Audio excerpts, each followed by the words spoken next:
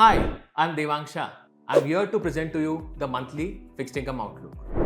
Today we are going to cover first the summary of macro events for the month, secondly the impact of that on the market, thirdly the strategy of the portfolio and the outlook for the market, and lastly, most importantly, what investors should do in such a market environment. To start with, the month started with the RBI policy announcements, which was status quo on rates. There were no changes in economic projections for the year, and RBI continued to remain cautious on its inflation outlook. If you look at the data points, the March CPI data point eased to 485. It was a 10-month low on CPI, and it was significantly lower than the Feb CPI also.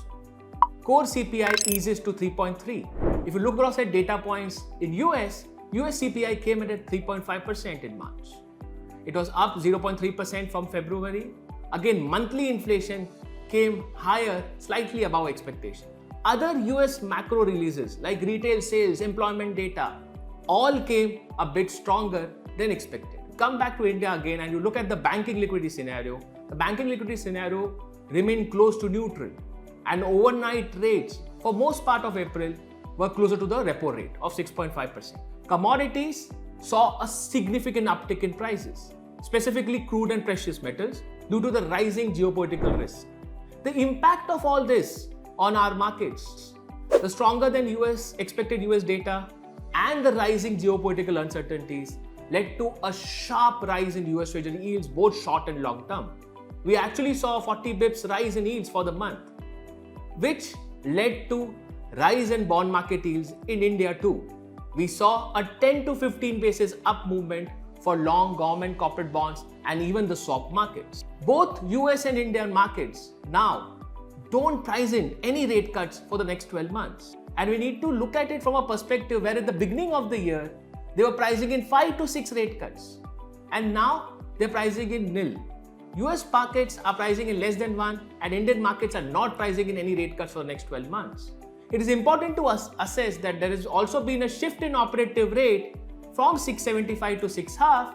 That's due to increase in banking liquidity, and that has led to the rally in short-term bond yields. Money market yields up to 1 year and corporate bond, specifically SDLs, saw some compression for the month due to lesser issuance for the month.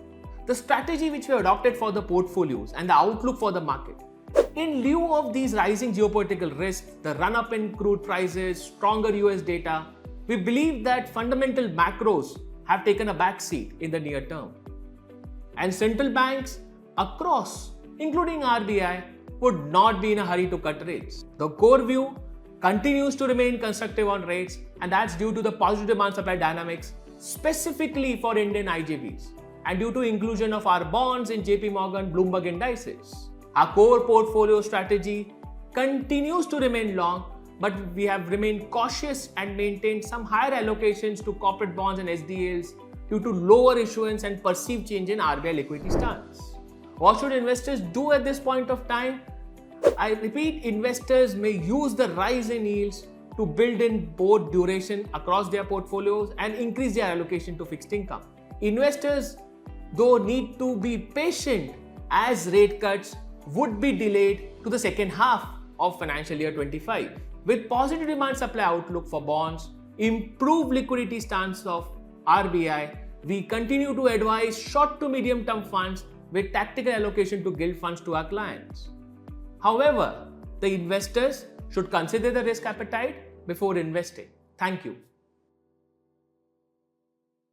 Mutual fund investments are subject to market risks. Read all scheme-related documents carefully.